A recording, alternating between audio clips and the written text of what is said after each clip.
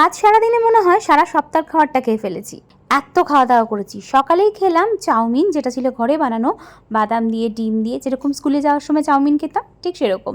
তারপর খেলাম একটা আপেল। আর দুপুরে লাঞ্চে খেলাম ঢ্যাঁড়স দিয়ে মাছের তেল দিয়ে, দেখতো লাল গড়গড়ে ঝাল, এটা খেতে কিন্তু দারুণ হয়। এটা দিয়ে একটু ভাত খেলাম। আর তারপরেই ছিল পোনা মাছ দিয়ে ডালনা, অ্যাকচুয়ালি কাতলা মাছ। কাতলা মাছ খেতে আমার খুব ভালো লাগে, যত ধরনের মাছ থাকুক না কেন, আমার ফেভারিট তো কাতলা মাছ। তো সেটাই আজকে হয়েছিল।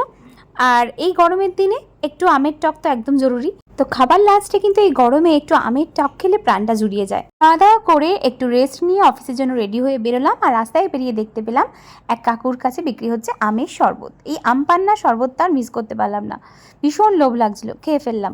অফিস থেকে বেরিয়ে খেলাম ফুচকা, তারপর মায়ের বাড়িতে এসে খেলাম আমের আচার। উফ, দারুণ খেতে হয়েছিল এটা, মিষ্টি মিষ্টি টক টক। আর রাতে খেলাম লুচি আর ডিম কষা।